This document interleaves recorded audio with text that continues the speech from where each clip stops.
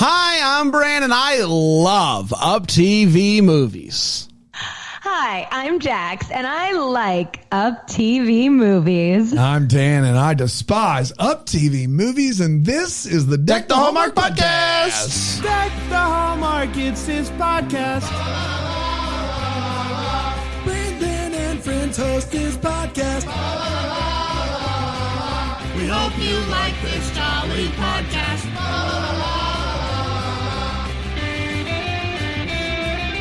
Well, hello, everybody. boy. It's great to be here for our first UpTV movie of the year. We started doing these a little bit last year, occasionally popping over. Little Botanic Cup here. A little Botanic Cup.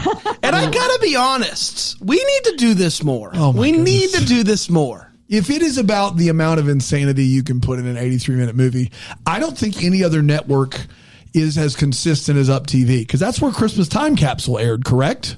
Yes, it did. And Sure did. Botanic Cup aired Yes, there. and then Which I stand behind was actually a decent movie. I know but- you do. we did another. Just we did Jake? another one. Just Just Jake? Jake. That's right. Yeah. Oh, I love Just Jake. Yeah.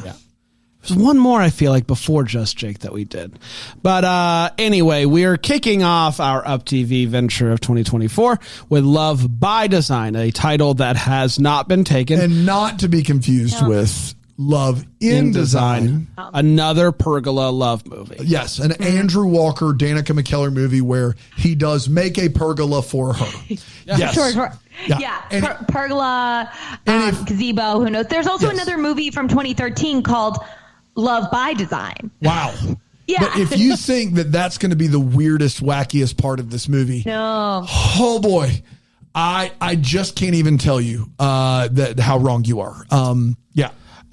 Jax, how are you? Tell the people what's going on in your life? I'm doing great. I'm just sitting here with my vision board. Amazing. And part of this vision board is trying to get a movie on UpTV this year, which I don't know how I feel about that after watching this one, but you can see. There you are. Okay. Our show. Walk Game us Face. through what all these. Is that is that Okay. someone from Twilight in the top left corner? there? No, that's Andrew Walker. Not Andrew Walker. It's just Taylor Lautner. He's on the brain. That's oh my gosh, you guys. I don't think it's going to work out. Uh-oh. I don't think it's going to happen. I love him. Andrew, I want to call him Andrew Goldwasser, who's the guy I did theater with. It's Andrew. Oh my God, not Andrew. Can you show us the picture again a little bit better? guys? It's. Andrew Garfield. Oh my God, I'm so sorry. It doesn't bode Jax well did for me. not know the name of Andrew Garfield. Out of That order. is And Spider-Man. here's the thing is, and Spider-Man. he listens to this show too. does. So any chance? Yeah. What are you trying to do with Andrew Garfield? You know, Just I meet met him. I met him on a. I already met him on a met plane. him. He helped me put my luggage up in the compartment. I was coming back from Wow. TCA's, and he was so nice. Well, yeah, they say chivalry's dead. Look at this Chivalry guy. is dead. And then we have. But why is he on your vision board? Oh, because I'd like to work with him. Oh, Okay. All right. Yeah. same. What else? Fortune? and then I Is that just like you want to make money? And I want to make money. Then I have, really importantly, Parvati and Mae Martin. They're now dating, but Mae Martin's my favorite comedian. Parvati is one of my favorite Survivor players and now is doing an amazing job on Traders. I've never So we've heard of got- her. Them. never heard You of said Parv? so many names, and I'm so happy. She led the for Black them. Widow Brigade. I'm just saying Oh, you know. well, that clears it She right led up. the Black Widow Brigade. Who was in and the- you haven't stopped talking about That's them. right, the Black Widow Brigade. Yeah. We have Issa Rae right here, who I love and want to work Oh, with. Issa Rae is a genius. What's the other corner? Opposite Andrew Garfield. Who's that guy? Oh, Donald Glover. Donald Glover, of course. Why is what's the Gambino doing on there? You want to be on his next album? I just want to hang out with Yes, him. I and, also work do. with Like him. I would Mr. like to and hang out. Mrs. with him. Smith is a fun time. Yeah, that's great. If you've not Yeah. watched Oh, it. I'm really excited to watch that. I also love Maya from. Maya Erskine. Yeah, she's great. Yeah, from she's 10-15. great. She's unbelievable. They're so good together. They are. Their chemistry's wild. They really are. Why is that couple? I don't really understand your board. So they're queer icons. Right. And as a queer woman, I'm excited about queer icons. They're two people that I loved independently that are now together, and I want to be in their orbit. Okay. So Trying to create a bigger queer community for myself. yes, of course. You know, all that So makes wait, sense. is your vision board just people you want to hang I out was about to with? say, this is where we're getting to. I don't know if you know what a vision board is. Yeah. It says television on it. Do you see? This is What's fresh. fresh? Fresh. Oh, just that my skin continues to look good. What else? Well, give me. There's a couple of. It says Mariska Hargitay. I've been having a lot of Law and Order auditions, but haven't booked a one. This year's your year. What? What's our show? They're turning you down for Law and Order? They've been. Well, but all that being said, they were roles that I'm okay with not booking because they were all moms of 18-year-olds and in their 40s. So I was like, I feel like I'm reading. Well, especially with your fresh skin. Yeah, with that you don't skincare, stand a chance. Everyone at Bramblefest tell Jax that her skin is looking fresh. So fresh. So and then I'll know that my vision board is coming true. That's right. And what's our show? Like just what we're doing here? My sister and I are pitching a show, and we've been pitching. So yeah, we've been in that process. Pitching. You before. guys know how it is. Oh, it's so fun. Good luck out there. It's a lot of crushed dreams, as you guys know. But then, Jax, good luck on your pitch immediately following this. And I hope, after they say no, that you'll still have a good day. Also, if we were anything like the mom in this movie, we would have already sent contacts out to Donald Glover and Andrew Garfield. Hey, out of curiosity, who's that casting director at Law and Order? Oh, it's Jonathan Strauss. Jonathan Strauss. Get him on the line. Jonathan Strauss. You've got news? Right. Got some news for you. Jay Strauss. We called in some favors. Jay Strauss. That's right. Love to book. Got you a scene with Andrew Garfield, weirdly. I know that's on Law and Order. On Law and Order. His name. I cannot believe I forgot made the his vision board. But you should go ahead and take him off that board, I think. That's just, you can't not know. You knew Andrew Reynolds, put him up there. Yeah. I really, guys, honestly, all white guys are interchangeable. Who knows? That's fair. That's what I've always said. But before we get going, this is so off the beaten path, and I could ask you this anytime, but I'm going to forget.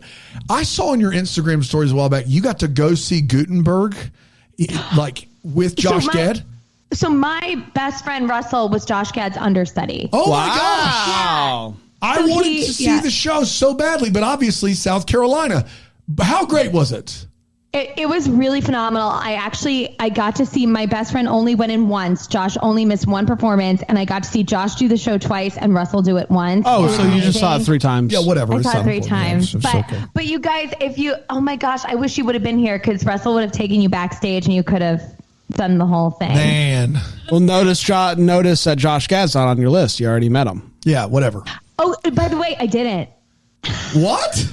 I was too busy. When we went backstage, I was with Erin Cahill and her husband, and they met him, and I was just in a corner talking to Russell. That's kind of, And we love Russell. We do. Russell Cashmore. Russell Crowe. Russell Crashmore Crowe. Yes, Crowe. Yeah. Who was Josh Gad's understudy. Yeah. Gladiator Amazing. was Josh Gad's understudy. Russell Cashmore. The Russell Cashmore Crowe. We got it. Yes. Let's talk about Love by Design, not starring Andrew Garfield or Russell Cashmore Crowe. But we're still excited. We're so excited. Originally aired, I think it hung out on Tubi for a little bit, but then Sunday, February 11th on UpTV is when it premiered, and it went a little something like this. The movie kicks off with a couple of teenage gals talking about vision boards, where you put people you want to meet, and that's it. And adjectives that can describe anything. Fresh. Success. That's a noun, but whatever. You're getting it. Brooke is adequate. Can you imagine if that was someone's vision board? Adequate. Yeah. Moderate. So. Brooke is like, everything on my vision board is going to come true. Cut to 15 years later. She's working with her boyfriend, Fred, at his furniture store. She's given up her dream of being an interior designer to help him with his store, because she's pretty convinced that he's going to propose to her, especially after she finds a ring in his desk. But turns out it's not for her. It is for someone else. He breaks up with her and says, I found someone else. It was love at first sight. I already bought the ring for her. Also, sorry about it. You can get to stepping. You can get to step and take your time getting your stuff out of the condo, though. You take all the time you need. So Brooke goes to stay with her mom, and her mom finds her old vision board in the closet and is like, well, looky here, fresh and fierce. Her mom takes her to and is like, hey, you need to get out of bed. You need to do things. You need to stop eating cookies in bed. And so it is her birthday week, and it is time for her birthday, and she's going to blow out the candles on the cake. And her mom is like, you should wish you say these words. Yeah. I wish that my vision board, everything on my vision board would come true. Everyone knows the vision board prayer. That's exactly right. That prayer. She wishes, she blows out the candles, the lights flicker, and then she takes the cake to bed. The next morning, wouldn't you know it, she's lost 5 pounds, just like her vision board said. She goes to her new job that she got and meets a hunky woodworker named Josh. She's like, hey. There's also a dog out there, right? Yes, there is a dog. There's a dog out there, Mr. Noodles. Yes. Yeah. Oh, I haven't gotten there yet. Oh. First he meets the dog, then brings the dog the next day. I thought the dog was right outside their porch. After this first day at work. Got it. Go ahead. First day at work, meets Josh, and she's like, I'll show your stuff to my boss. And the boss is like, no. That night, she finds a lost dog, and looks like old Mr. Noodles. We love old Mr. Noodles, but could be my dog, just like my vision board. Oh, my goodness. Lost 5 pounds. Get Mr. Noodles. Man. The dog gets, the next day, she brings the dog, or her mom brings her the dog, and is like, hey, look after your dog. And the dog gets out, and she ends up getting fired. She called the owner of the dog, who she ends up figuring out who that is. It turns out it's the celebrity crush, the childhood crush, Hal. Just like her vision board. Yeah. Captain of the football team. That's exactly Hal. right. Hal. Played by Whoa. Joey Lawrence. Hal actually has properties that are in need of some interior designing. And she's Russell like Crashmore. Russell Cashmore Crowe. That's right. And she's like, I can do interior design. In fact, I own my own business. And he's like, show me what you want to do. And so she puts together a little proposal board, and he's like, I love it. But wouldn't you know it, the contractor that she hires is Josh. Oh, from the original thing. The hunky woodworker guy that also runs this contracting company. Josh notices that Hal is totally taking advantage of Brooke on a regular basis, having her walk the dog, mail some mail. And he's like, hey, this guy's totally taking advantage of you. And she's like, nah, he would do the same thing for me. I'll prove it. Hal, will you come and look at some chandeliers with me? And he's like, yeah, sure. But he doesn't show up until he finds out that there's a hotshot businessman there. Then suddenly he's like, oh, yes, I'm there now.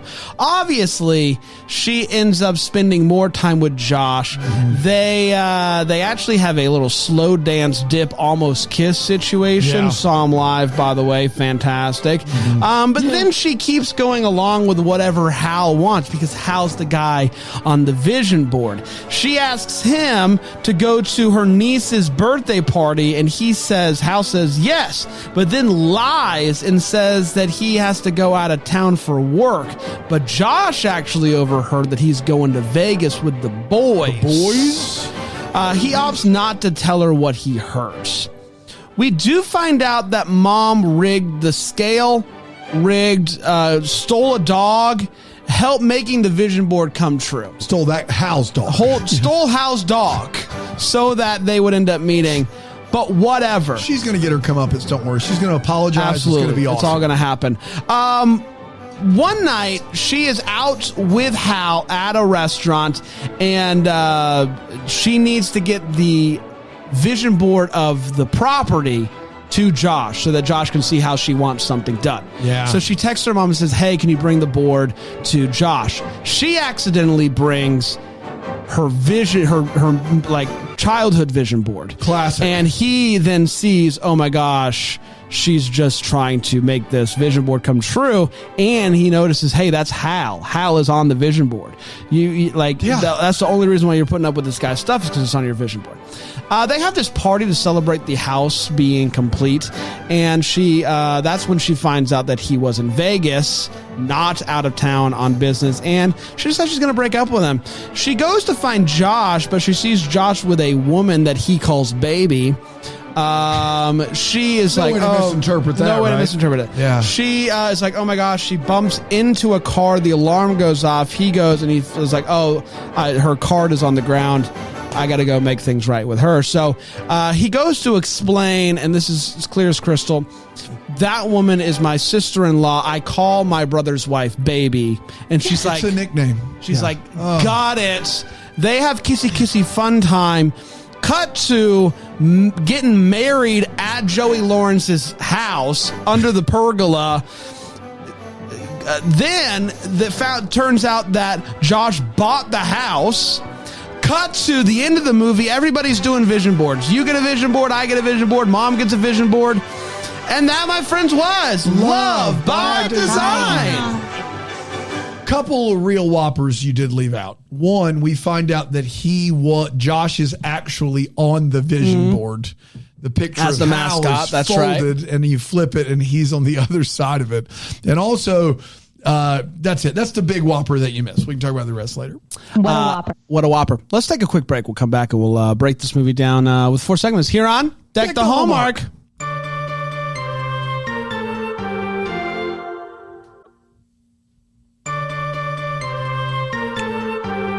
Hi, everybody. Welcome back. We're talking about Love by Design, the UpTV movie from this past week. And let's break it down with 4 segments. We're going to start with a hot take, and I'm going to start with my friend Jax. Jax, what'd you think about Love by Design?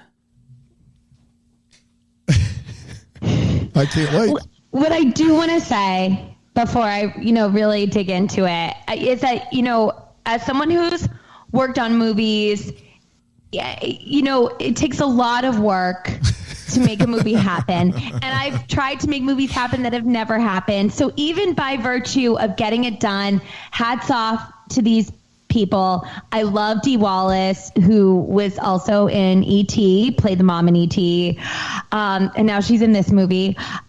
This movie got a few big laughs for me, but I couldn't believe what I was watching. This was to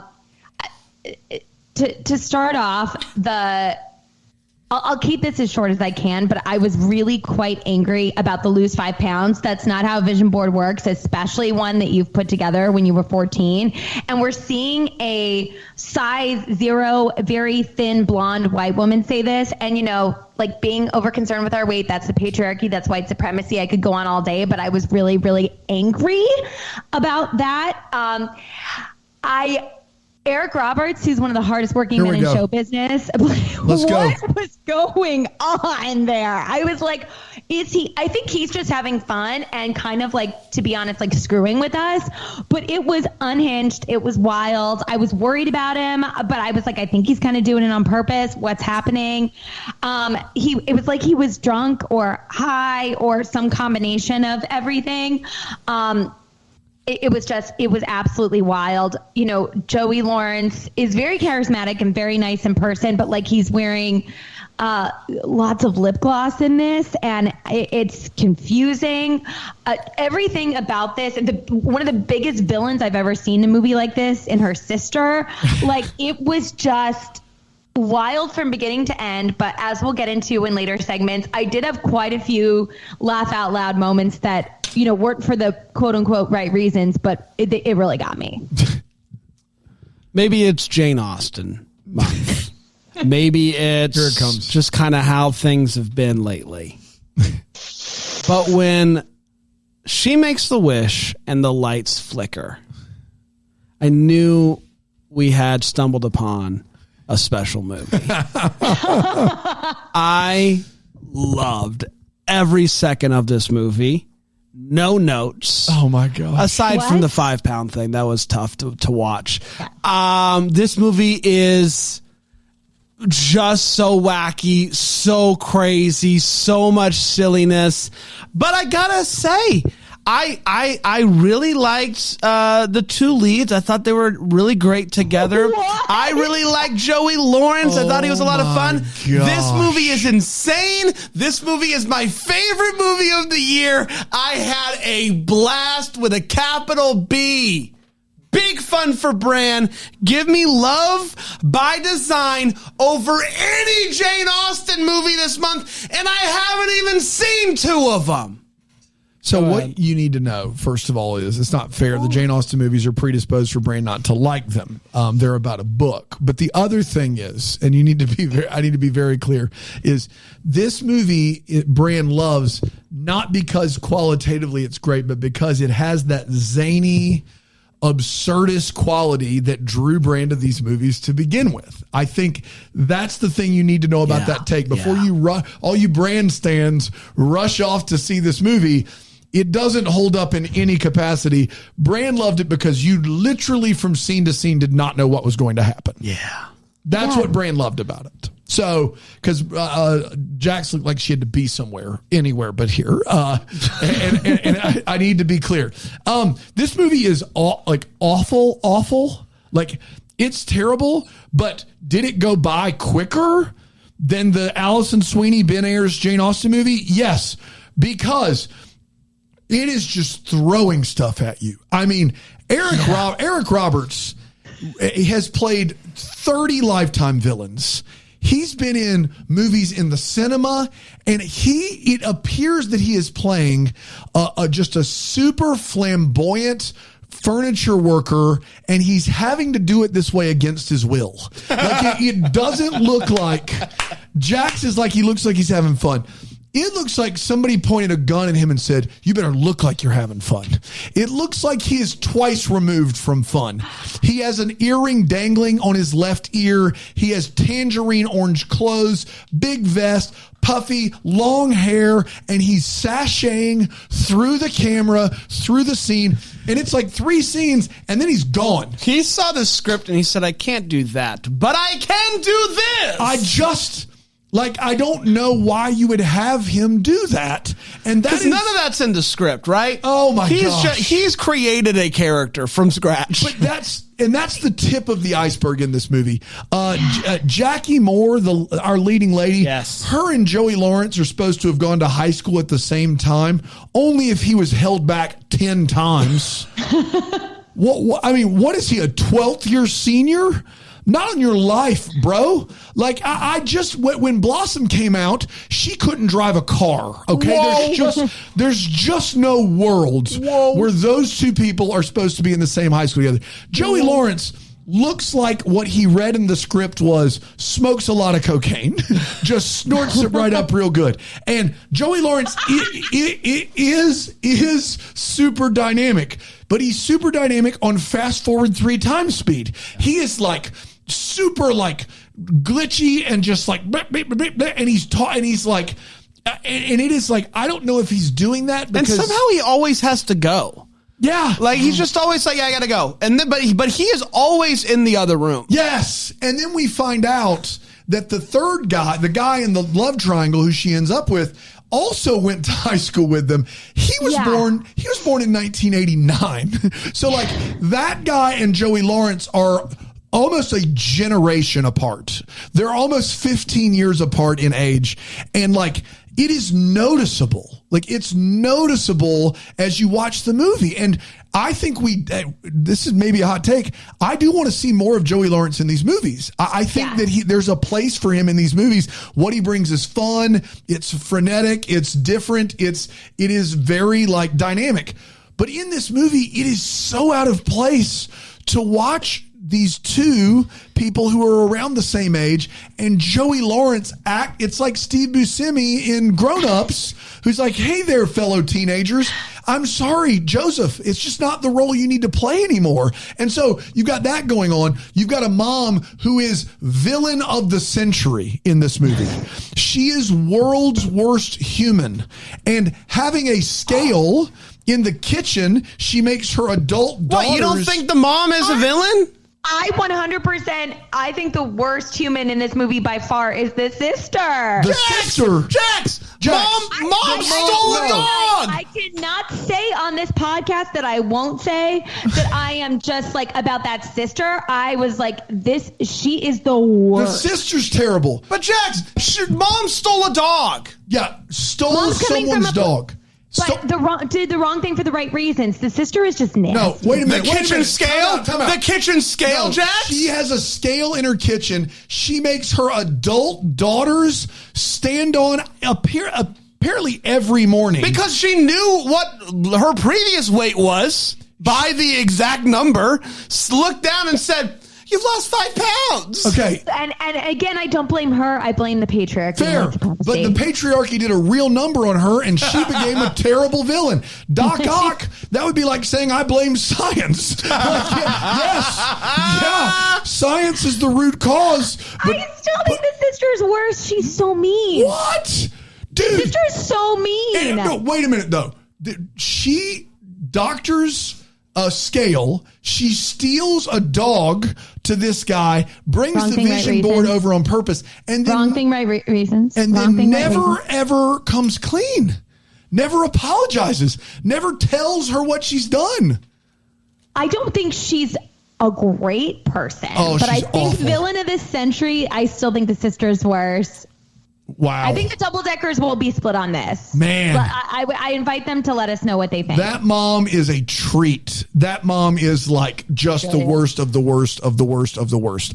Anyway, long story short, this movie has very little to root for, but it is a wild ride. They do not... place and time don't matter in this movie. Don't try to follow it in a linear sense. Don't try to make it make sense. Just experience what's happening. And this is something I guarantee you when the editors got a hold of this movie, they're like, we don't have a prayer. We are just, we have been hung out to dry by a writer, a director somewhere. We have, an hour and a half of bad movie jazz. But scenes are just popping up. Full wall calla lily paintings are just here. We got to make this make sense somehow. The editor should win a Nobel Peace Prize. This movie is such a train wreck. I don't agree with Brand qualitatively, but from an entertainment perspective, I see how he gets there. That's all I'm saying. That's all I'm asking for. It's time for all the feels. This is what we're talking about. When this movie gave us feels. Jax? I thought this was going to be the first time that I searched my heart and found nothing. Yeah. But there was 2 little things. Oh. When Josh goes over to her and is like, hey, boss. There it is. I was like, that's okay. the one. Okay, hey boss.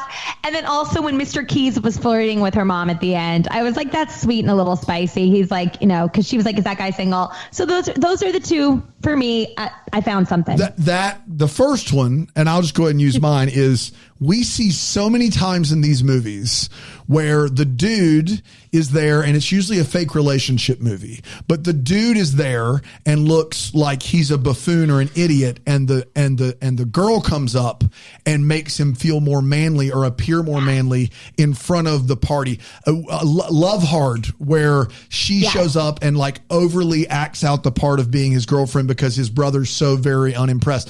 That happens regularly in this movies. This guy, who's not even like fake dating her at the time, sees that these dudes don't take her seriously. Especially when he's with Baby. And yeah, exactly. Baby. And he just is like, hey boss, what do you need? It was pitch perfect. It is. Yes. It was the best version of egalitarianism you could find.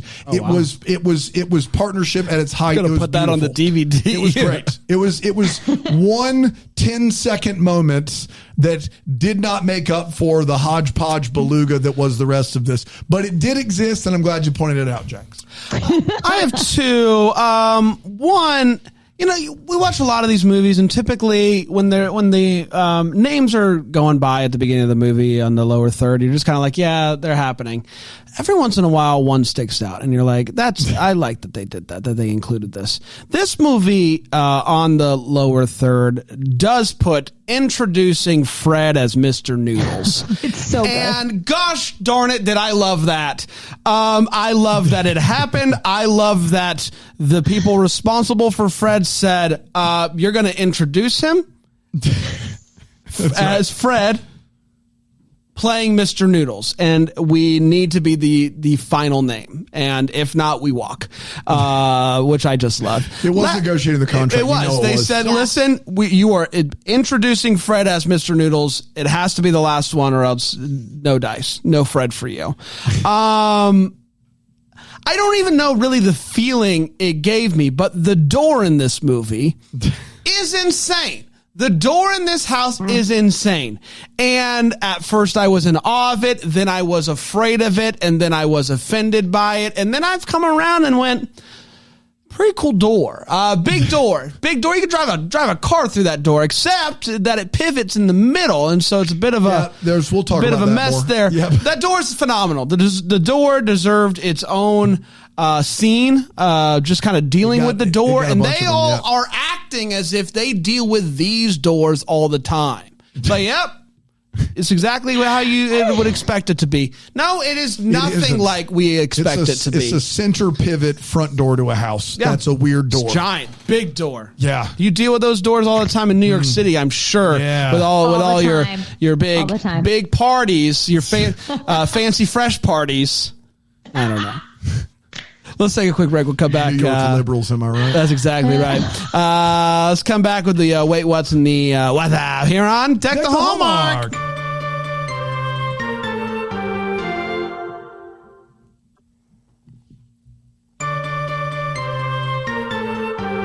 Welcome back, everybody. We're talking about the UpTV movie Love by Design. It is time for the Wait What? A short segment today, I'm sure. This is where we talk about when this movie made us go, wait, what? Jax, anything stick out to you? I'm going to mostly let you guys cover this ground, but this is one that Dan mentioned earlier that I genuinely have a question about. Yeah, is it weird that he calls his sister-in-law baby? Sure. But the explanation of it was that his brother couldn't say Barbara, so he calls her baby, but she's married to his brother. Yeah. So I legitimately... Yeah, don't understand what they tried to do with the. It was, and this is it's a theory of mine. It was poorly written. It was not written well. It is, and listen. It is 100% his brother-in-law's wife. His brother's wife. His brother's wife. Yeah, his brother's wife. That's right. It is 100% his brother's wife that he calls baby. Correct. Yeah. Because his brother-in-law had a hard time saying... Yeah, I'm sorry. I keep saying brother. His brother had a hard time saying the name.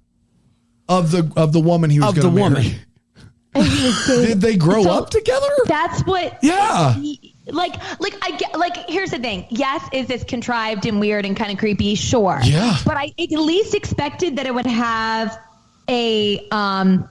an explanation that you were like, okay, that's weird, but I literally couldn't track it, and I was like, am I insane? Like, what is... So we're thinking the same thing. But don't they also, when they're sitting on the bench and she sees him talking to her and he calls her baby again, he's doing a thing there where it's like she's pregnant, right? Yeah. And so I thought that they were going to say that he is calling her baby because she's having a baby, which also isn't good. Yeah. But then more sense. But then it's not the explanation given at all, and then we don't talk about the baby again. And then our poor, when's that baby? Our poor lead is left to act like what they just said to her was normal. Yeah. She's in that enviable position. It's like, oh, you call her baby. Of course. You kiss her on the cheek to greet her and say, hey, baby. Normal. I'm sorry. I'm the weird one. I misread it. Yeah. This is the first time ever somebody's gotten jealous of something that's not a relationship, and it been like, no, that was justified. I've been like, you saw the guy. You are where I am on this. Baby. I would be like, I don't know. Yeah. Hey, baby. Anything else, Jax? No, I have a feeling you guys are going to do a good job of covering. No, not us. So, at the furniture store that her ex-boyfriend runs. She's looking for sugar for this is coffee. classic. And she's like, where would that sugar be? And that leads to her opening his desk drawer, which is just like a part of the showroom. Yeah, his office is in the showroom. His office is in the showroom. Why would there be sugar? Why would that ever be the place? We're going to have the coffee over here, but if you want sugar, you're going to have to go to my desk drawer to get it. That's where I keep it, because I also like to just down some sugar packets during the middle of the workday. There. Furthermore, the desk is out amidst the furniture that is for sale, which means if you were robbing the place, there would be one less barrier of entry to get an expensive diamond ring that you're just leaving out there. It's like, is this desk for sale? No, this is my office. This is where our office, right by all the furniture that's for sale. Yeah. The cookies in this movie are not cookies. Scones, maybe. Either way, they look awful.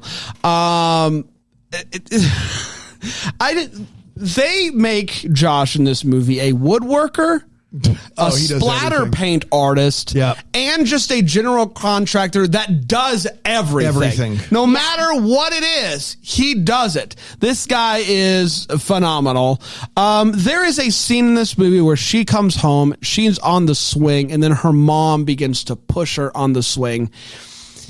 That scene didn't work for me. I felt like it was just really weird in general. Like a scene, if you put the right music to it, is a weird horror movie scene where it's just like, we're flesh. Are they under the impression that Brooke created the idea of a TV picture frame?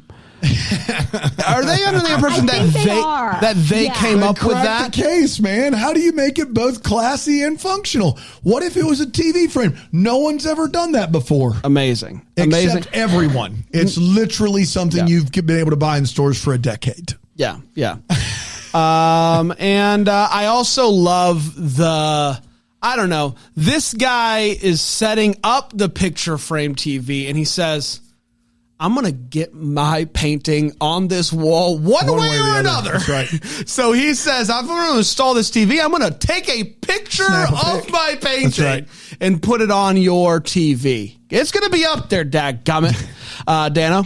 Or as I like to call you, baby. Of course. Yeah. Thanks, baby. This house is the biggest, most spacious house I've ever seen that is 100% unaccessible. Like a lot of times when you have houses that are built like this, it's to make sure people of every different type of physical ability can feel comfortable, and what's accessible for all is better for everybody. This has a door that's big enough to drive a car through, except the hinge is in the middle. So it only opens at these weird 45-degree angles. I never see him spin it all the way out. The stairs have no railing, and at one point are covered in plastic wrap, even though they're not working on them. It is a weird house that they filmed the majority of this movie in. I also have a problem with all three of our leads and what they think their job is. She is a professional designer. This contractor keeps trying to give her design advice. Why? Why do you keep doing that? She's like, hey, I want the table over here. And he's like, I think it'd look better over here. Hey, how about shut up and build the table? It's not your job. You're not a designer. I didn't go over to you and tell you how to build the pergola. Don't tell me how to do this. And then Joey Lawrence, who's writing the checks for all this, comes down and he goes, I actually want a TV here, not a picture frame. And she goes, well, I want the frame here. I'm sorry, lady. He hired you. He can decide where even if he's wrong, he gets to decide that. Everyone just thinks that they're everything in this movie. But also the idea of going, you want the TV to be there where everyone can see it and it be in the best possible place for this room. When Jackie Moore goes, you want to put the TV in the middle of the room? Where else are you going to? No, I'd like it just tucked away. I don't want anybody to see this thing. I want it to be gone. In fact, no TV would be great, in my opinion. I'd like, yes, that's where that goes. in the morning, these two people talk, the contractor and Jackie Moore. I don't remember their names. They talk. And there's a wall that's blank. And then we leave and we come back. And that wall, it is maybe a 10-foot wall. Ceilings are big. Has been painted fully. Background is black. 4 calla lilies. And it looks like it's paint. It doesn't look like wallpaper. But I got news for you. He also built a pergola in that afternoon, that singular afternoon. My man is finishing off a pergola and painting a 10 by 10 mural inside in one afternoon. You could convince me he built the house. Yeah. The guy could do everything. You could. He's amazing. This mom is the worst. Further proof when Jackie Moore moves back in with her mom. She's like depressed because she's been dumped and all this stuff. And her mom comes in the room and she's sleeping and there's a plate of cookies on her bed. Now, the rest of her room is immaculate. And in fact, most of the cookies are still on the plate.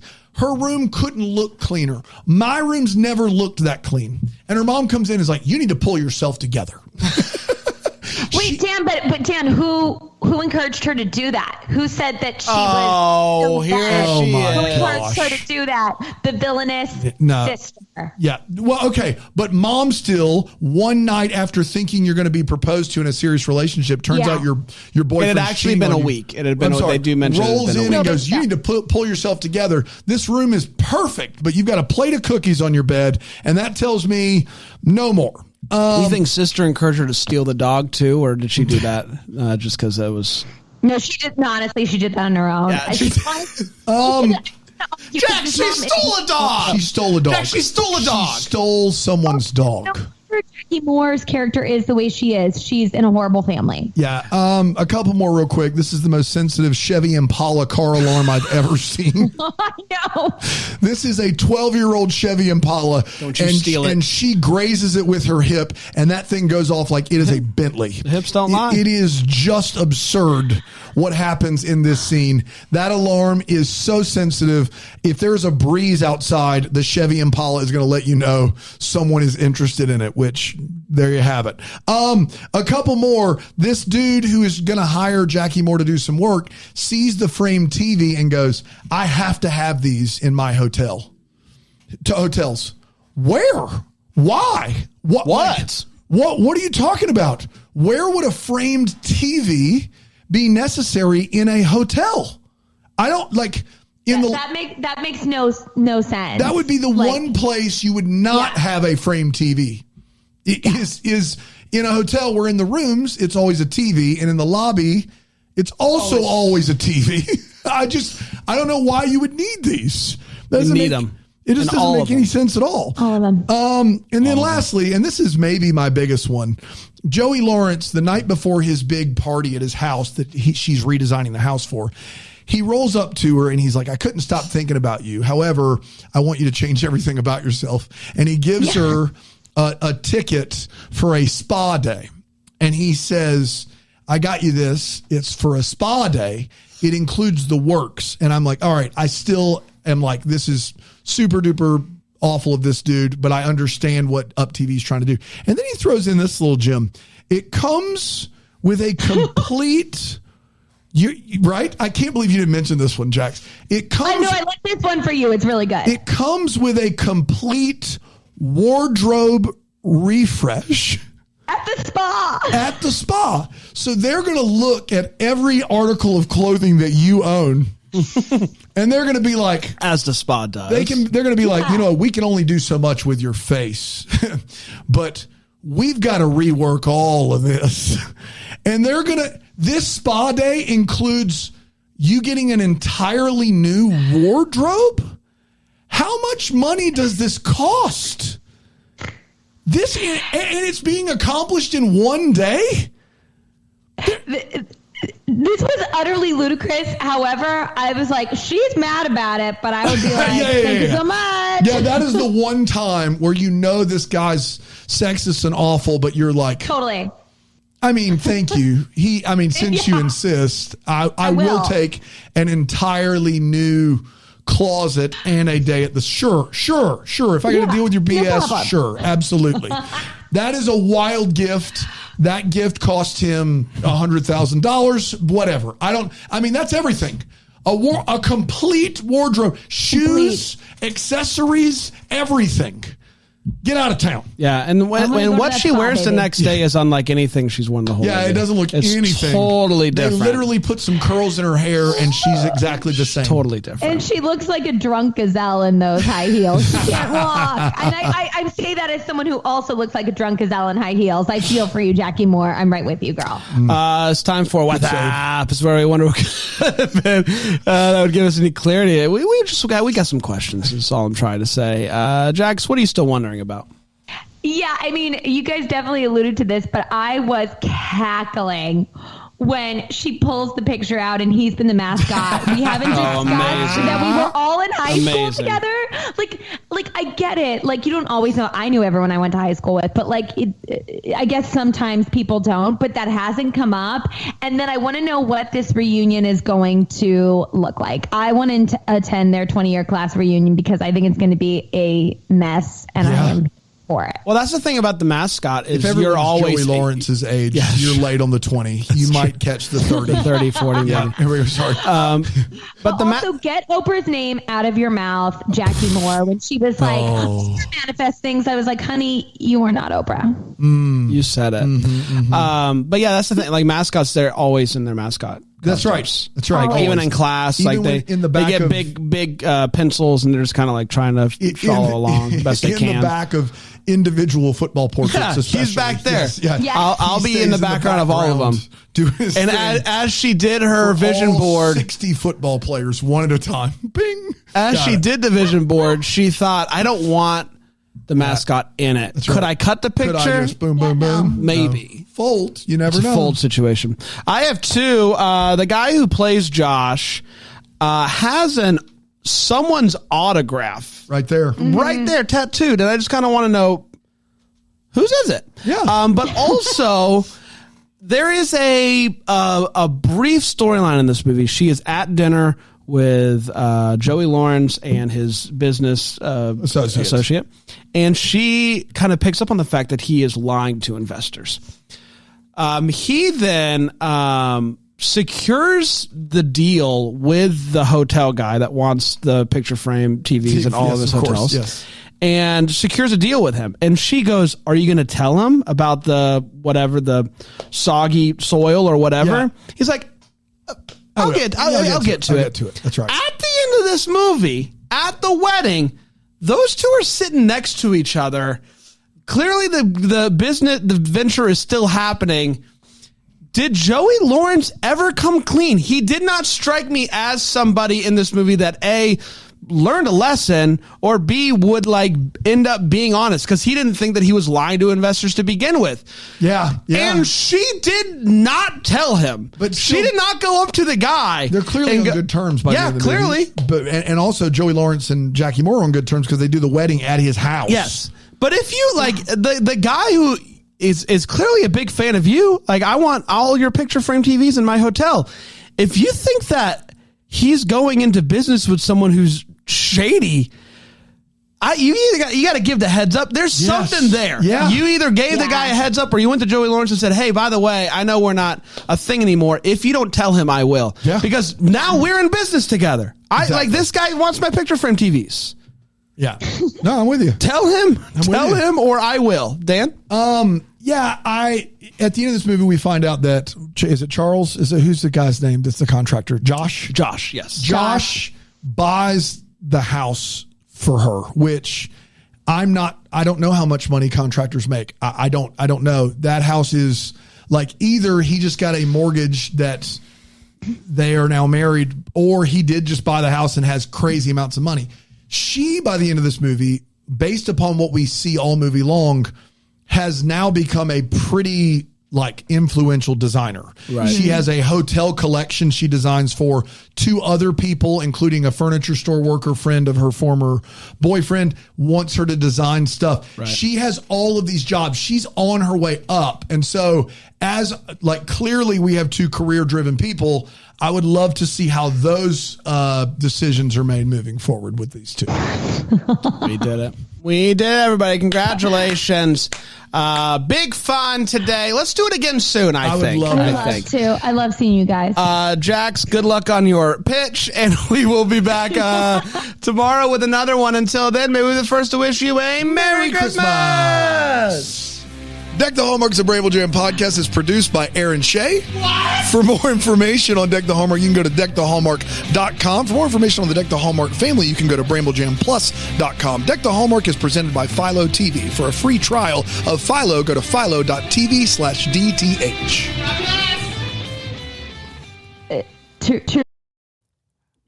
You're about to hear some ads that help keep the lights on here in the old studio. Thanks for listening or don't listen. It's really up to you at this point. It's at the end of the show. I mean, you're listening to me. Hi. But here they come. I promise they're coming. Yep, here they are. Happy day.